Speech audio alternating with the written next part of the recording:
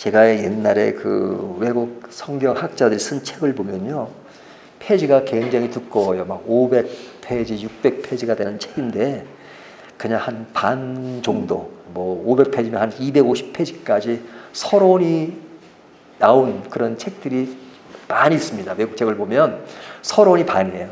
그리고 본론이 반 되는 건데 왜 이렇게 서론을 길게 할까라는 그런 의구심을 가졌는데, 제가 이제 오늘 본문을 보면서 오늘 본문은 다른 날 설교보다도 서론이 좀 길 수밖에 없겠구나라는 생각을 합니다. 그래서 오늘은 반 정도는 서론 부분이 되고요, 반 정도는 본문을 좀 다루는 내용이 되겠습니다. 물론 서론 부분은 여러분이 너무너무 잘 알고 있는 내용이지만, 그러나 그 서론 부분을 잘 이렇게 이해해 주시면 감사하겠습니다. 우리가 성경은 66권이잖아요. 예, 성경은 창세기부터 계시록까지 있습니다. 근데 이 성경 창세기부터 계시록까지를 두 개로 크게 나누면 구약과 신약으로 나눕니다. 구약은 39권, 또 신약은 27권. 그래서 옛날에 이제 어렸을 때 3927. 그래서 신약은 27권이다 이렇게 외웠고, 그리고 합해서 66권이라는 것을 배웠습니다. 근데 이제 권수가 중요한 것이 아니고 이제 구약과 신약으로 나누는데, 우리나라 말은 구약 또 신약, 이 약이라는 것은 약속, 그런 말로 이해하죠. 그래서 영어로는 Old Testament. 예? 그래서 구약, 옛 언약이란 말입니다. 옛 언약. 또 신약이란 말은 New Testament. 옛 새 언약이란 말입니다. 이 언약이란 말은 이 약속보다 좀 이렇게 그 정도가 깊은 얘기죠. 우리가 서로 약속할 땐 구두로 약속하잖아요. 몇 시에 만나자 그러면 약속, promise 하지만, 그러나 계약서를 쓰고 아주 그냥 그것은 어기면 안 되는 그런 것을 할 때 쓰는 용어로, 신학적인 용어로 covenant란 말을 씁니다. 그래서 이 언약이란 말은 굉장히 중요한데, 여기 New Testament, Old Testament 할 때 이 Testament는 covenant의 의미를 가지고 있습니다. 그런데 이런 그 아주 변할 수 없는 그런 딱 지켜야 되는 그런 약속을 의미하죠. 그런데 이제 이 약속은 마치 이제 계약서를 쓰는 것 같은데, 계약서를 쓰게 되면 이제 상호간의 계약서를 쓰잖아요. 한쪽이라도 변하면 안 되니까 계약서를 쓰는데, 이 성경 말씀의 이 계약서와 같은 언약은 사실은 하나님과 인간이 서로 이렇게 하겠다라고 계약서를 쓴 게 아닙니다. 상호간의 계약서가 아니라 하나님이 일방적으로 계약하신 것입니다. 일방적으로 언약을 세우신 것입니다. 그런데 사람 간에는 한쪽이 일방적으로 한다는 것은 그 공정하지 않죠. 하지만 하나님이 일방적으로 하는 것은 우리에게 너무너무 감지덕지한 것입니다. 왜냐하면 하나님은 완전하시기 때문에 그렇습니다. 인간은 불완전하기 때문에 서로 계약서를 쓰고 약속을 이행하겠다는 것이잖아요. 하나님의 약속은 변하지도 않고, 그리고 그 일방적으로 하는 약속이 어떤 인간에게 불행이나 인간에게 추한 것이나 인간에게 손해보는 일로 되어지는 약속이 아니라, 그 약속은 오직 인간을 아름답고 인간을 인간답게 만들고, 그리고 하나님과의 관계 속에서 전혀 손해볼 수 있는 그런 약속이 아니기 때문에, 그 높은 분이 정말로 천한 인간의 입장에서 우리와 언약을 세운다는 것은 너무너무 감사한 것이죠. 그래서 이 성경 말씀은 전체가 하나님의 언약으로 가득 채워진 것입니다. 근데 그 언약의 내용들을 보면 엄청나게 많지만, 그 내용의 핵을 이루는 그런 중심적인 약속은 뭐냐? 그 핵심의 약속을 한 단어로 이야기하면 예수 그리스도입니다. 예수죠. 그러니까 그리스도란 말은 메시아란 말이고, 그러니까 예수님을 이야기하죠. 그래서 이 구약은 그 옛 언약으로서 누구에 대한 언약이냐? 앞으로 메시아이신 예수께서 오신다. 예수 그리스도 할 때 이 그리스도는 메시아니까 메시아 예수가 오신다는 약속입니다. 구약의 약속은 메시아가 오신다는 약속이고, 신약은 이미 이제 사복음서에 보면 예수님이 오셨고 오신 예수님을 통해서 이루어지는 그런 새로운 약속, 언약, 이렇게 말할 수 있습니다. 그러니까 옛 언약과 새 언약을 이루는 것이 66권의 성경이라고 말할 수 있죠. 근데 옛 언약은 어떻게 언약을 이루고 있는가? 크게 나누면 세 가지로 나눌 수 있습니다. 구약을 보면 39권을 보면 첫 번째는 역사서가 나오고, 중간에 시가서가 나오고, 그 다음에 이제 선지서가 나오잖아요. 그런데 이제 크게 역사서, 선지서인데 그 내용에 보면 율법이 들어 있습니다. 그러니까 그 모세오경에 보면 이제 모세오경에 그 율법이 주를 이루고 있잖아요. 그러니까 그 선지서를 구약을 크게 보면 율법이 있고 선지서가 있고 그리고 역사가 있는 겁니다. 역사. 그러니까 역사, 율법, 선지서 이렇게 구성되었다라고 말할 수 있죠. 근데 이 율법이라고 하는 것은 이렇게 표현할 수 있습니다. 율법을 보면 하라, 하지 말라, 옳다, 옳지 않다라고 이야기하고 있죠. 율법의 내용은 하나같이 이렇게 하라, 하지 말라, 이것이 옳다, 이것은 옳지 않다라고 말하는 것입니다. 그러니까 이런 조건에 인간 모두는 지켜야 한다. 율법을 지켜야 된다. 하지만 우리가 지난주의 본문을 통해서 보았듯이 인간은 벌써부터 그런 하나님의 약속, 율법을 지키지 못했습니다. 하나님의 이 당시의 율법은 모세 전에 일어났던 그것도 사실은 율법이라고 할 수 있는데, 그 율법에 하나님은 인간에게 선악과를 따먹지 말라 했는데 따먹었으니까 율법을 어긴 것이죠. 그러니까 인간은 이제 벌써 타락하기 시작한 겁니다. 하나님의 약속을 어겼으니까요. 그러니까 그 약속을 어긴 인간은 이제 온전하게 그 율법을 다 지킨 사람이 한 사람도 없습니다. 한 사람도 없습니다. 그러니까 율법을 다 지키라는 말은 사실은 큰 의미가 없는 건 아니지만, 그냥 그 자체는 의미가 있지만 실제로 그것을 지킨 사람이 없기 때문에 율법은 지키기 위해서 만들어졌지만 사실은 그 내면에 다른 의도가 더 강화되고 의미를 부여하는 것이지, 율법을 지키라 해서 지킨 사람이 없기 때문에 사실은 다른 의미로서 율법을 이해를 해야 합니다. 그러니까 율법은 뭐냐? 율법은 어떤 기능을 가지고 있느냐? 율법을 보니까 내가 죄인이구나. 내가 죄인이구나. 율법의 큰 의미는 율법을 온전히 지키라는 의미보다는 율법을 보면서 나는 죄인이구나. I'm sinner. 나는 죄인이구나.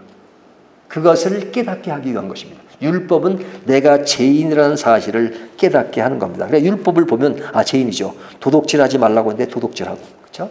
거짓말하지 말라고 했는데 거짓말하고, 이것을 보면 내가 죄인이구나. 물론 본질적인 죄에 대한 의미가 있지만, 그러나 이런 사사롭게 생활 가운데 이루어지는 것을 보더라도 인간은 율법을 보면 죄인이라는 것을 알게 됩니다. 그러니까 율법의 기능은 사실 인간이 죄인이라는 것을 알게 하는 것, 그것이 가장 큰 목적입니다.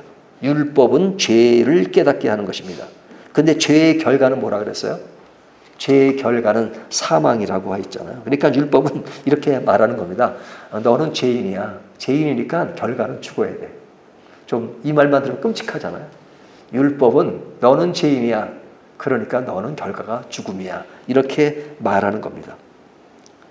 그러니까 율법은 이런 어떤 죄인이기 때문에 죽음이라는 말을 함과 동시에 또 다른 의미를 부여하는 것이 뭐냐면, 그래, 너는 그러니까 율법 아래서 보면 너는 죽고 너는 죄인인 것을 알게 되니까 나에게 속하면 너는 죽고 마는 거야. 나에게 속하지 마. 나에게 속하지 말고 다른 곳으로 가야 돼.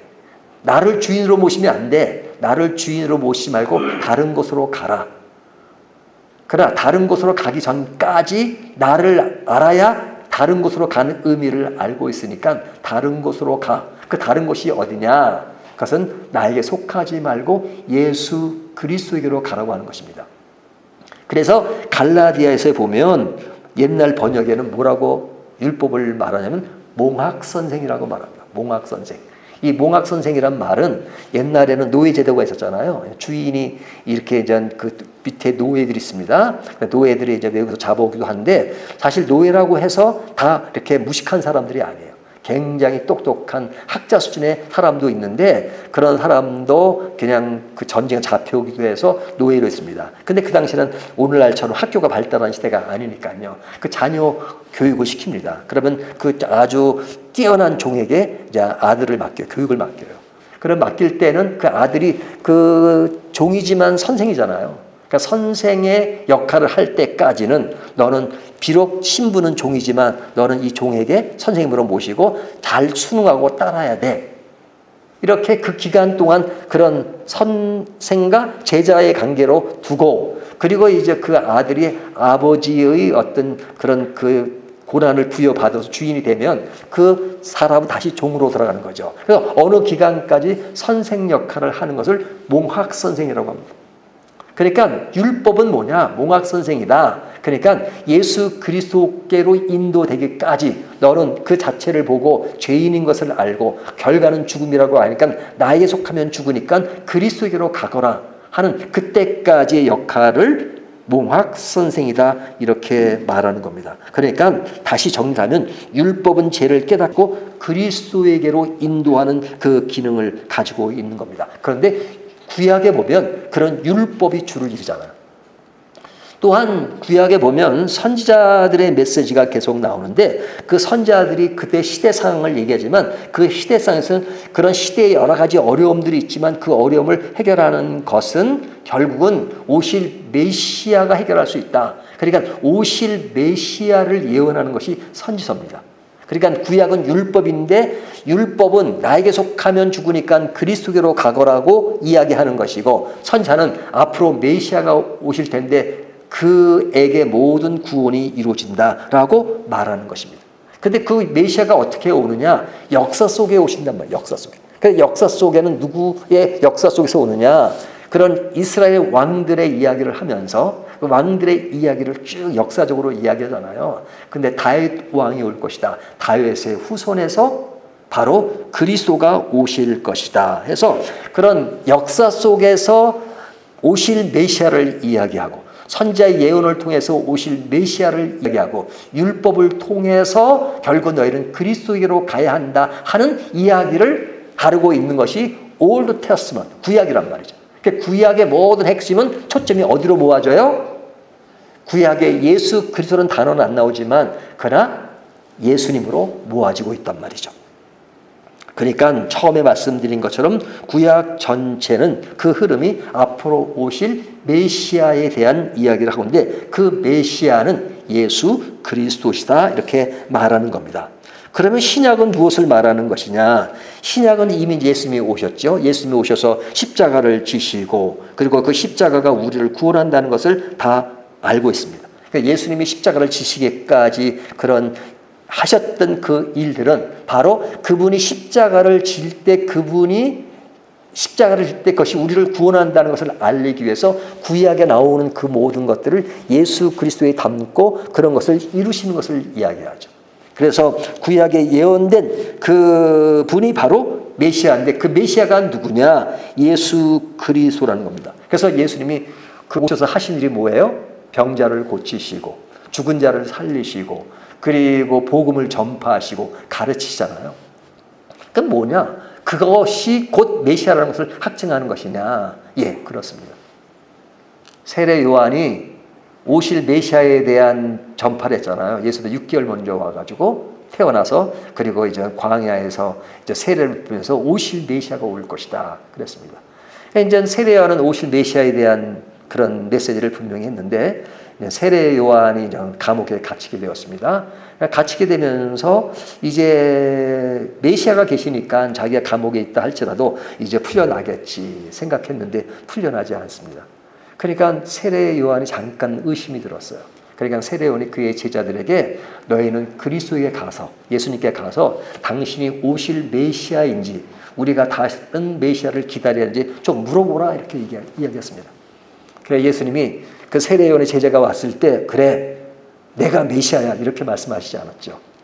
뭐라고 얘기했냐면 너희 선생님한테 가서 내가 하고 있는 일이 무엇인지를 말하라. 내가 하는 일은 병자를 고치고 죽은 자를 살리고 그리고 복음을 전파한다. 그렇게 말하라.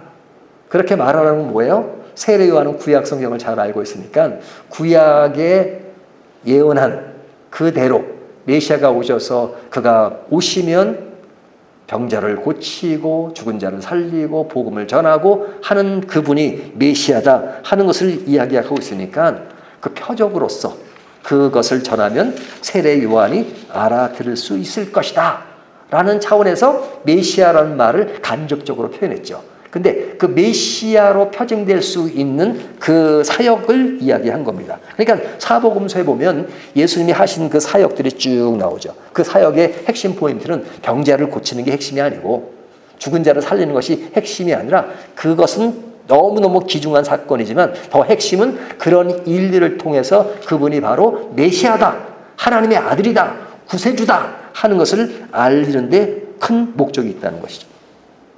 그래서 사복음서 이후에 사도행전부터 요한계시록까지 나오는 바울 서신을 비롯해서 일반 서신 그리고 요한계시록까지는 그런 구원을 잃은 그리스도 안에서 구원을 잃은 구원의 백성들이 어떻게 살아가야 되며 그리고 어떻게 그런 복음이 전파돼서 많은 사람들에게 이제 새로운 창조물로서 피조물로서의 그런 앞으로 갈 길이 무엇인가 하는 것을 이야기하는 것이 신약이라고 말할 수 있죠. 그래서 새 언약이라고 말합니다. 자, 그런 의미에서 성경 창세기부터 요한계시록까지는 한마디로 한 단어로 무엇을 말하는가? 그러면 딱 그건 누구나 바로 답이 나와야 됩니다. 자, 창세기부터 계시록까지는 한 단어로 그 핵심 포인트를 말하면 뭐죠? 예수 그리스도입니다. 예수 그리스도. 그래서 예수 그리스도께서 하신 일로 우리를 구원하게 하는 것이잖아요. 예수님을 이야기하는 것은 예수님을 통해서 우리를 구원하신다는 이야기잖아요. 그러니까 예수님을 믿으면 구원 얻는다라고 하는 것을 다른 말로 무엇이라고 말하느냐? 복음이라고 말하는 것입니다. 복음이라고 말하는. 그래서 복음이란 말은 gospel, 그러잖아요. gospel. 이건 good news란 말이에요. good news. 예? 좋은 소식이란 말이죠. 그러니까 복음이라는 좋은 소식이 어떤 소식이냐? 예수님이 오셔서 우리를 구원하신다는 소식이란 말이죠. 그래서 우리가 복음을 전한다 그러잖아요. 복음을 전한다는 것은 바로 좋은 소식. 예수님이 우리를 구원하신다. 그러니까 그 복음의 핵심은 바로 예수님이다. 이렇게 말하는 것입니다. 그래서 이 복음을 설명하기 위해서 창세기부터 쭉 주어진 것입니다. 창세기부터. 그러니까 인간이 죄를 지은 상태에서부터 시작해서 죄를 짓고 난 다음에 그 문제를 해결하는 그 과정을 설명하는 것이 성경 전체의 내용입니다. 그 해결 방법은 오직 예수 그리스도다 하는 겁니다. 자, 그런데 이런 설명이 처음부터 바로 인간이 죄를 짓고 나서 바로 예수 그리스도의 십자가로 표현되어 있지 않죠.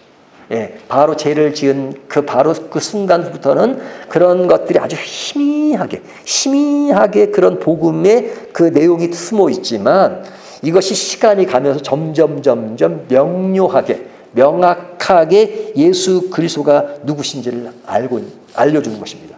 그래서 그 창세부터 시작해서 점점 흘러서 이 서신서에 오게 되면 이사야 같은 정도 왔을 때는 이미 오실 메시아가 베들레헴에 태어날 것이다. 뭐 이렇게 좀 분명하게 나오잖아요. 다윗의 후손에서 오실 것이다. 뭐 등등 굉장히 명료합니다. 하지만 창세기에는 그런 메시지가 안 나오느냐. 조금 전에 말씀드린 것처럼 조금 희미하게 나와요. 갈수록 시간이 명료해지면서 그것이 크게 이제 확대되는 것입니다. 자, 이것이 이제 오늘 본문을 설명하기 위한 서론 부분인데요. 이제 서론 부분 이 정도 하고 이제 본론으로 들어가겠습니다. 자, 오늘 본문인 3장 15절을 보죠. 자, 이 3장 15절을 보면 여기에 보면 인간이 선악과를 따먹고 죄를 짓고 바로 이어지는 내용이죠. 지난주에 죄를 지은 인간의 사건 다음에 바로 이어지는 내용인데 그 이어지는 내용 중에 지난주에 본문에 보면 뱀에 대한 저주가 있죠. 뱀은 어떻게 된가? 흙을 먹을 것이다. 이제 걷지 못하고 이제 기어다니면서 이제 저주받은 그런 흙을 먹으며 살 것이다. 그렇게 이야기합니다. 근데 우리가 그 본문을 볼 때 이제 3장 15절을 볼 때 여기 보면 뭐 예수라는 단어도 나오지 않고 메시아 그리스도라는 말이 나오지 않죠. 하지만 이 본문을 자세히 들여다보면 그 속에 심오한 바로 예수 그리스도가 나오고 그리고 그 그리스도가 오실 메시아에 대한 복음에 대한 메시지가 나오는 것입니다. 제가 그걸 설명할 겁니다. 그래서 그 모든 신학자들이나 모든 사람들이 최초의 복음, 원시복음이라고 하죠. 원시복음을 이야기할 때 창세기 3장 15절을 이야기하는 겁니다. 한번 따라 하십시오. 창세기 3장 15절은 원시복음이다.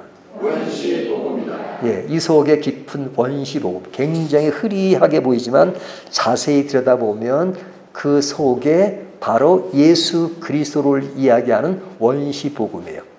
명료하게 보이지 않지만 그러나 이미 다 지난 상태로 보면 이것이 얼마나 클리어하게 예수 그리스도를 이야기하는 것을 알 수 있어요. 자, 그러면 본문을 좀 더 세심히 본다 그러면 자, 지난주 본문에는 선악과를 따먹은 인간은 하나님 앞에서 자신들의 지은 죄에 대하여 핑계를 댑니다. 그 핑계를 댈 때 여자 하와는 누구 탓을 해요? 남자 아담은 누구 탓을 해요? 하와 탓을 하죠. 하와, 여자가 준 선악과를 내가 먹었나이다. 그러죠. 또 하와는 누구 탓을 해요? 뱀 탓을 하죠. 그리고 이제 오늘 본문에 이어지는 말씀에 보면 뱀에 대한 저주가 지난주에 나갔습니다. 뱀은 배로 다니고 흙을 먹는다. 그리고 오늘 말씀이 주어지는데요. 자, 오늘 말씀은 하나님이 누구에게 하는 말씀이에요? 뱀에게 하는 이야기죠. 뱀에게 하는 이야기죠.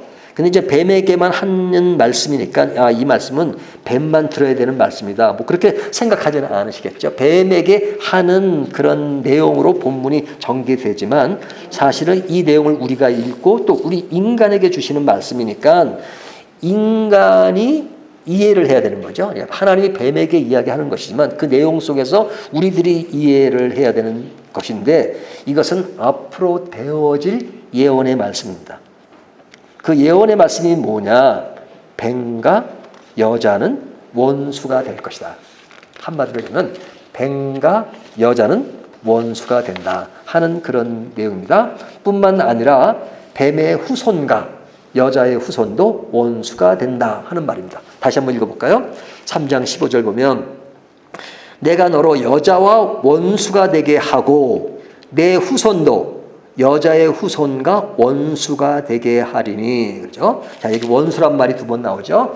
여자와 뱀이 원수가 되고 그리고 그 후손도 원수가 된다라는 것입니다.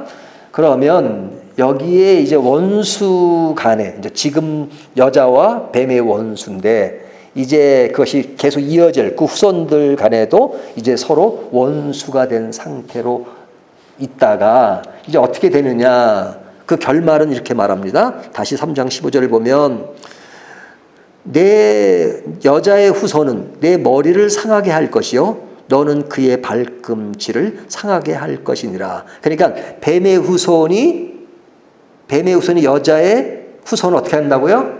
발꿈치를 상하게 하고 그 여자의 후손은 뱀의 머리를 상하게 할 것이다. 뱀의 머리를 상하게 할 것이고 여자는 발꿈치를 상하게 할 것이다. 그런데 이것이 이제 이미 다 완성된 그런 사건의 그런 시점에서 이 말씀을 보면 이것이 무엇을 해 너무 분명히 알 수 있죠. 자, 바로 이제 그 사람들이 예수님을 십자가에 못 박히잖아요. 여기 뱀이라고 하는 것은 어떤 그냥 동물적인 뱀을 말하는 것이 아니라 그런 뱀을 유도하고 뱀을 지배하는 사탄을 이야기하죠. 그러니까 이 사탄의 권세가 여자의 후손은 누굴 말해요? 예수님을 이야기하는 겁니다. 예수님을 이야기하면 여자의 후손 가운데 예수님이 오신다는 거죠. 그래서 우리가 성경의 족보 보면은 다윗의 혈통에서 예수님이 오시지만 그러나 혈통 가운데 여자를 특별히 강조하는 부분들이 있죠. 예? 다말에 대한 이야기, 또 룻에 관한 이야기, 룻이죠. 예, 룻기 오늘 룻. 예? 룻이 누구예요? 이제 룻이 이제 다윗을 낳잖아요. 할머니잖아요. 예? 다윗을 낳게 되고. 예? 그리고 이제 마리아를 통해서 예수님이 오시잖아요. 그러니까 족보 가운데 유대인들의 족보에는 여자를 잘 기록하지 않습니다. 그런데 그 세 여자의 이야기를 이야기하는 것은 구약에 예언된 여자의 후손으로서 예수 그리스도를 이야기합니다. 그러니까 예수 그리스도께서 오셨는데 그 예수님이 십자가에 지신 것은 사탄의 머리를 상하게 한 것이다. 사탄의 머리를 상하게. 근데 그들이 예수님을 십자가에 못 박았다는 것은 여자의 발꿈치를 상하게 했다. 그러니까 그들이 예수님을 십자가에 못 박았어요. 못 박았지만 그 못 박은 것이 결국은 그들의 머리를 상하게 한 것이다 하는 것입니다. 그러니까 이것이 창세기, 인간이 창조되고 인간이 죄를 범하자마자 바로 이어지는 사건 속에 이미 앞으로 되어져 한참 후에 이루어질 바로 예수 그리스도의 십자가 사건을 예언하고 있다는 것, 놀라운 사실이죠. 놀라운 사실이죠. 이 이야기는 결국 복음이 승리한다는 것을 이야기하는 것입니다.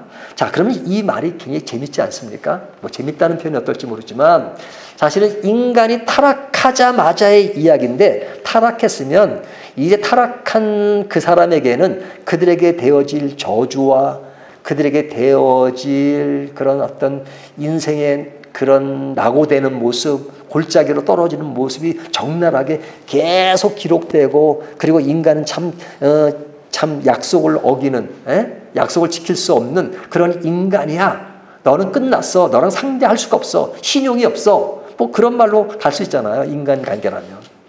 하지만 인간의 죄를 지는 바로 그 천장, 그 다음의 이야기가 바로 인간을 회복하실 하나님의 은혜로 복음의 메시지가 바로 시작된다는 것은 너무너무 놀라운 것이죠.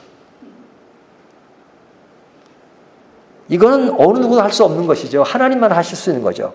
하나님은 인간이 타락하는 끝이다라는 것을 끝나는 것이 아니라 인간이 타락하는 그 순간에 하나님이 이미 그 타락하는 그 선으로 끝나지 않고 회복될 인간의 이야기를 하고 있는 것입니다. 그래서 오늘 본문은 원수란 말이 나오고 상한다는 표현이 나옴으로써 온화한 느낌을 주는 단어가 아닌 듯 싶지만 그 내용을 보면 타락 후 바로 하나님이 주시는 말씀 속에 그 타락이 저주로만 끝나는 것이 아니라 그 문제를 해결하고 있는 예수 그리스도의 구원, 즉 복음의 메시지가 바로 등장한다는 것은 너무너무 놀라운 것이죠. 인간의 타락의 사건이 다루어지는 바로 이 시점에서 복음의 메시지가 등장한다는 것은 하나님의 사랑과 은혜가 얼마나 큰지를 드러나게 하는 것입니다. 우리가 신앙생활 하면요, 이런 하나님이 우리를 사랑한다는 은혜라는 그 은혜, 교리, 뭐 이런 것들보다는 삶에서 이루어지는 요소들을 더 리얼하게 느끼죠. 삶에 필요한 요소들, 또 잘 살아가는 방법들, 만족스러운 생활, 뭐 이런 것이잖아요.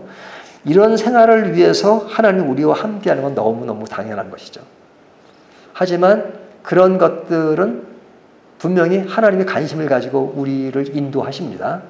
하지만 우리들의 삶을 지탱할 수 있는 그런 기초 같은 그 뿌리, 배경, 그리고 기초는 뭐냐?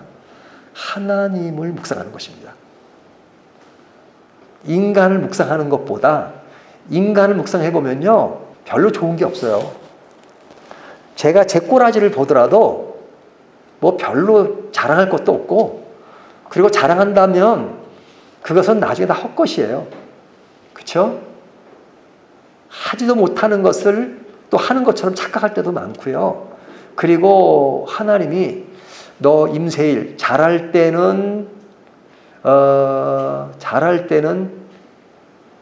10,000원을 주고 못할 때마다 5,000원씩 깎는다. 그러면 항상 빚지고 살 겁니다. 10,000원 들어올 때보다 못하는 게 많아가지고, 그러니까 자랑할 게 없어요. 그러니까 인간을 묵상하면, 그럼 저는 그런데, 그러면 정찬웅 집사님을 묵상하면 좀 나을까? 박영철 집사님을 묵상하면 나을까? 서장로를 묵상하면 나을까? 글쎄, 제가 모르죠. 하지만 성경이 조명하는 인간상 전체를 볼 때 보면, 죄송합니다, 이런 표현은 도토리 키재기 아니겠어요? 왜? 모든 인간이 죄를 범하였음에 하나님의 영광에 이르지 못한다. 이렇게 말씀이니까 제가 개인적인 차원에서 말씀드린 게 아니라 성경 전체가 주는 교훈 안에서 사실은 도토리 키재기란 말이죠. 그러니까 사람을 묵상하면 희망이 없어요. 사람을 기대하면 희망이 없습니다. 그렇다고 사람을 신뢰하지 말라는 거 아닙니다. 사람은 신뢰하고 그래야죠. 하지만 온전하진 않단 말이죠.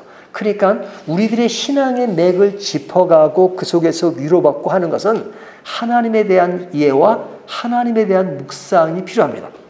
그 묵상 속에는 뭐가 필요하냐? 하나님이 여전히 나를 사랑한다는 것, 나를 선한 길로 인도하신다는 것, 그리고 하나님의 약속은 변함이 없으시다는 것, 나를 절대적으로 책임지신다는 것, 하나님은 나를 한 번도 배반한 적이 없으시다는 것, 하나님은 온전하시다는 것, 이걸 묵상하면요, 그 속에서 나는 부족하지만 하나님은 나를 사랑하시고 나를 인도하시기 때문에 그 속에서 희망과 기쁨과 감사를 가질 수 있는 것입니다. 그래서 늘 우리가 말씀드린 하나님은 누구신가를 묵상을 자꾸 강조합니다. 인간 묵상하는 것은요, 도움은 돼요. 바로 앞에 보이니까. 어떤 사람이 나의 신앙에 어떤 좋은 본을 보여서 그것을 참 본으로 삼는 좋은 기회가 되기도 하죠. 하지만 온전한 것은 아니에요. 도움은 되지만. 그러니까 하나님을 묵상하는 훈련이 가장 중요합니다. 그런데 하나님은 하나님을 묵상하기 위해서 처음부터 창세기 인간이 타락할 때부터 바로 이런 사실을 보여줬어요. 바로 예수 그리스도를 보여주셨어요. 근데 그 예수 그리스도가 금방 드러나지 않죠. 그때 사람으로. 이 말씀이 언제 주어졌어요? 여러 번 강조하지만 모세가 이스라엘 백성들을 광야로 갈 때, 40년 생활할 때, 시내산 밑에서 백성들에게 가르치고 할 때 이 말씀을 준 거 아니겠어요? 그럼 이 말씀을 줬을 때 그 광야 생활하던 이스라엘 백성들이 이 말씀을 들으면서 와, 예수 그리스도를 모세가 이야기하고 있네? 알아들었을까요? 못 알아들었겠죠.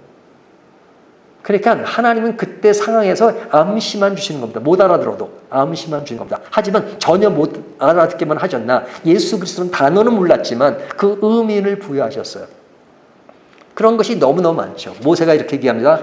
너희들이 하나님이 나와 같은 선지자를 너에게 보낼 텐데 너희가 그를 믿으면 살고 그를 믿지 않으면 죽는다. 그렇게 말씀했어요. 모세가. 그러니까 이스라엘은 모세와 같은 선지자를 보낼 때 그를 믿으면 살고 그를 믿지 않는다고는 죽으니까 우리 민족의 생사가 그 분에게 달렸구나. 그럼 그분이 누구냐 하는 것을 사람들이 인식하도록 만들었죠. 그리고 이스라엘 백성들이 광야에서 뱀에 물려가지고 독사에 쏘였을 때 놋뱀을 들어서 이것을 보는 자는 살게 했다 하는 놋뱀을 본다는 그 어떤 그 상황 속에는 바로 오실 메시아 십자가를 바라보는 것을 암시하고 있잖아요.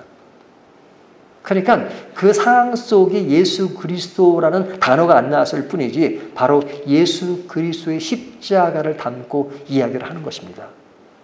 그들 당시에도 바로 예수 그리스도의 십자가를 이야기했는데 오늘날 우리들은 너무너무 십자가가 완성된, 십자가 사건이 완전히 이루어진 그런 상황 속에서 예수 그리스도의 복음의 메시지를 더 명료하고 로마서를 통해서 갈라디아서를 통해서 그 복음이 무엇인지 하는 것을 더 광범위하고 섬세하게 알게 된 것이 얼마나 감사합니까? 그래서 우리는 성경을 읽을 때 그 복음의 메시지를 듣고 굉장히 기뻐하고 즐거울 수 있고 우리들의 마지막 결과는 희망이며 기쁨이며 감사며 온전한 것이고 완전한 곳으로 갈 수 있다. 바로 그것은 예수 그리스도의 십자가를 통해서 그것을 다 완성하신 그 복음 안에서 우리는 온전해질 수 있다는 것을 말씀해 주고 있지 않습니까? 그렇다면 우리가 거꾸로 로마서를 이해할 수 있는 범위 내에서 지금 창세기 3장 15절을 이해할 수 있다는 것은, 볼 수 있다는 것은 그 당시 사람들이 원시복음이기 때문에 잘 파악하지 못했던 것들을 우리는 너무 명료하게 볼 수 있다는 것, 거꾸로 보면서 더 명쾌하게 볼 수 있다는 게 얼마나 감사합니까? 보이지 않는 것을 볼 수 있는 것이죠. 자, 그렇다면 오늘날 우리는 어떻게 살아야 되겠습니까? 여러분, 우리가 눈을 감고 마음을 닫고 보면 지금도 예수 그리스도의 십자가의 복음이 나를 지배하지 않게 살 수밖에 없습니다. 하지만 가슴을 열고 영혼을 열고 지금도 말씀을 들으면서 또 삶 속에서 말씀을 들으면서 예수 그리스도의 복음의 십자가가 나의 삶을 어떻게 지배하는가 하는 것들을 느끼고 산다 그러면 보통 사람들과 똑같이 사는 것 같지만 그 속에 남들이 알지 못하는 한이와 기쁨과 즐거움과 다른 세계의 삶을 살아가게 되는 것입니다. 그것이 바로 믿음의 사람들이 가지는 복음의 사람들의 모습인 것입니다. 저는 바라건대 우리 밝은 교회가 몇 분 되지 않지만 그러나 비록 소수의 인원이지만 그 소수의 인원들이 그 영혼 속에서 불타오르는 복음의 메시지로 바로 그리스도를 바라보고 하나님의 나라를 바라보고 살아간다면 우리는 어느 누구도 부럽지 않은 그런 바로 즐겁고 기쁜 삶의 공동체가 아니겠습니까? 이런 공동체를 함께 이루는 저와 여러분이 되시기를 주님의 이름으로 축원합니다.